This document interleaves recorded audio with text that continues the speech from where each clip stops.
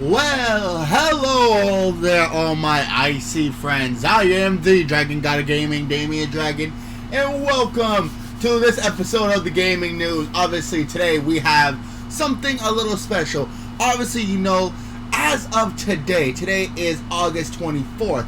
That means today is the end of Gamescom 2019, and there's a lot of things that we have yet to talk about.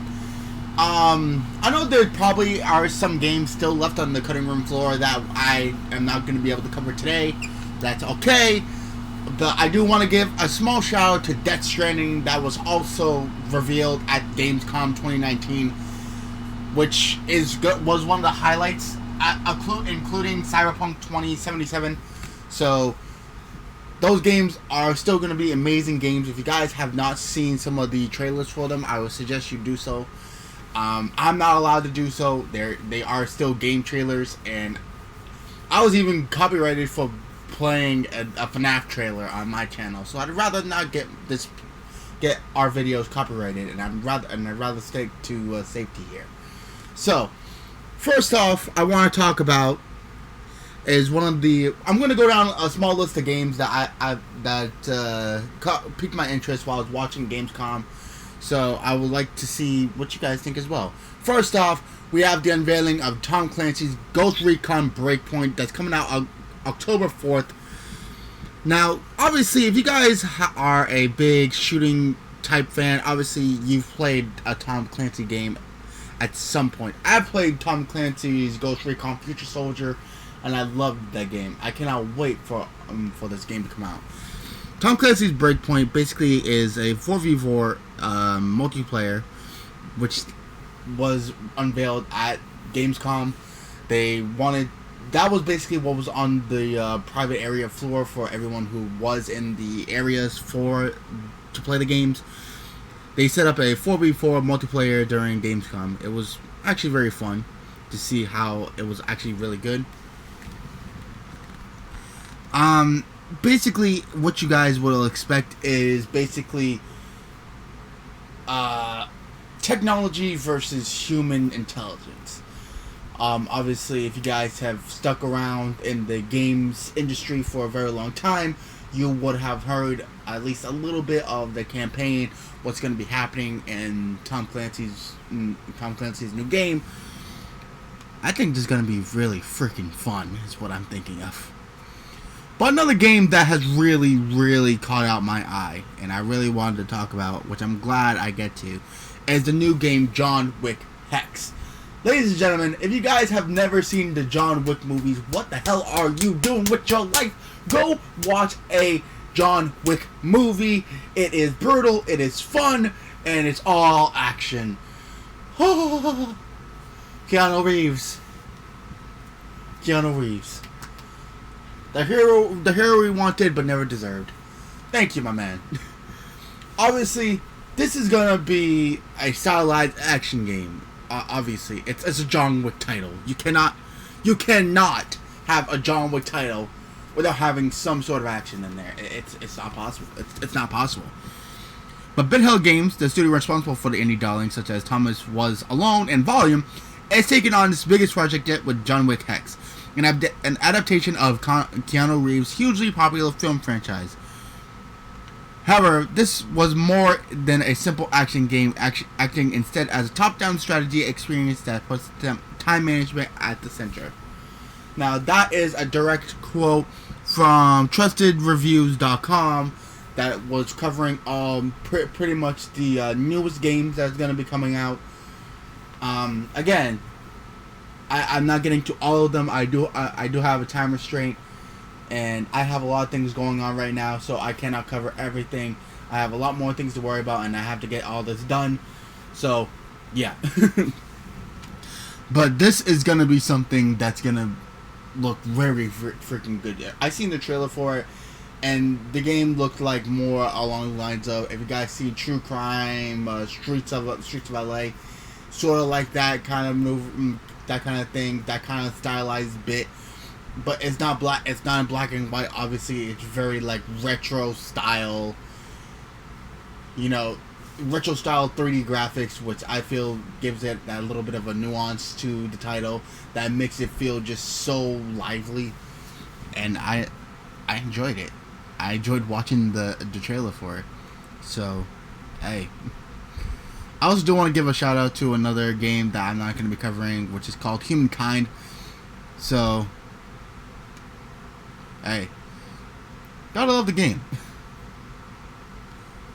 Next up, we have in store the new basically new update to Minecraft RTX. Obviously, as you see, it's basically like a shader mod that uses the NVIDIA GeForce RTX. And this is, again, a direct quote. NVIDIA has been busy announcing ray tracing support on a number of video games, including Call of Duty Modern Warfare, which we'll get to, Cyberpunk 2077, as I said, and Dying Light 2. I haven't got to that yet, but again, Dying Light is going to be a really good game. But the game to benefit the most from the new light rendering technology is, rather strangely, Minecraft. We went hands-on with a Minecraft demo, which had been lavish with the new ray tracing upgrade. While the likes of Call of Duty and Shadow of the Tomb Raider only have more detailed and realistic shadow effects, Minecraft looks like an entirely new game with RTX activated. Now, again, you guys are gonna need an NVIDIA RTX to actually use the mod, and I've heard very many rumors that not a lot of people will be able to access the new ray tracing mod in Minecraft without the NVIDIA RTX.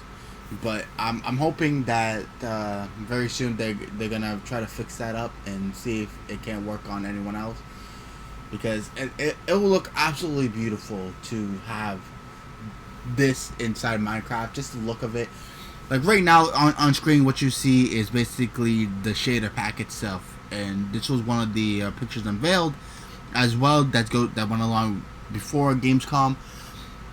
As you see, it looks rendered beautifully. It looks like it's an immersive world that you just want to jump into. For those of you that don't know, I am playing Minecraft on my channel as well, my very own channel. You guys can see that in the link in the description below. If you guys want to go look for that, I'm building my own little world. I'm going to be starting in survival mode very soon, but I wanted to build something for my fans, so I went into Minecraft and just built a gigantic platform tower. Because I'm obviously compensating for something. But hey, don't take that out of context. I'm not compensating for crap. Anyway, let's go back. As I said, we're gonna cover this again. Call of Duty Modern Warfare. Obviously, every single year we get at least one Call of Duty release. This year, we're going back to basics. We're going back to Call of Duty Modern Warfare. Because obviously, they were running out of ideas at the Call of Duty headquarters. But the game looks absolutely stunning. Everything has gone back to basics, kind of like what they did with Call of Duty WW2. And I think this is actually going to be really good for the series. Like, they can cut out a lot of the middlemen that made the game a little more like kind of drained in the earlier franchises, kind of like with in Infinite Warfare and Advanced Warfare, where people did not really enjoy the game. They kind of made that attitude be a meme of how it's the worst Call of Duty games of all time. But I think getting back down to basics is going to be something that the Call of Duty franchise is actually going to really need.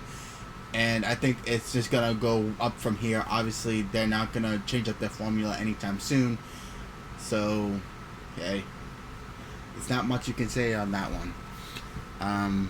It's just more along the lines of, if they stay at this trajectory right now, they're gonna make a hell of a lot of money selling, remastered old copies that they're gonna make out to be new copies. But hey, we'll just see. So, ladies and gentlemen, if anyone has ever played the original Modern Warfare like I have, we're gonna be paying close attention to see what's new, what's old. and if it's actually just a glorified like repackaging of the game. Let's hope it's not. Anyway, last but not least, we're gonna end off with something that I thought was actually pretty cool: Marvel Avengers. If you guys liked Marvel Avengers Endgame, obviously you guys were very excited to hear that there's gonna be a Marvel Avengers game that looks incredibly realistic. Like, why wouldn't you? The Avengers are a hot property, and it's gonna be really fucking good. And that's my one per video. It's gonna look really good just to say, hey, you know, we have a very, very, very hot franchise as a movie. Let's turn this into games. That's what Marvel is doing right now. And yes, I also heard that Spider-Man was being taken out of the MCU. Disney, stop being shit. And we all know that it's bullcrap. We all know it's bullcrap. But no one's gonna really say nothing. Let's just hope that this game is actually pretty good. And this gives us a little bit more on the contrary to say, hey, maybe Spider-Man's gonna be in this game. Let's hope so. Because he's one of the best parts of the movie as well. Chris Evans. I didn't really like Mark Ruffalo as the Hulk. I mean, he did an amazing job portraying the Hulk. I'm just saying, it just did not feel Hulkish, you know? Like, he was more comedic with the Hulk than he was with the Destruction. But speaking of Hulk, I'm going to be playing the Hulk Ultimate Destruction on my channel very soon, so come over here and join the fun. Anyway, ladies and gentlemen, that was the gaming news for this week. A little bit of a special edition, Gamescom special edition. When these types of things comes out, like Gamescom, E3, where they're unveiling new and exciting games, I'm going to be covering it, because I think it's my job as a gaming news thing to be able to show you guys some of the new games that's coming out, some games you should be looking out for, and some games that I personally think is going to be good. As I said, all these games are, in my personal opinion, is probably going to reach, like, Starlight status.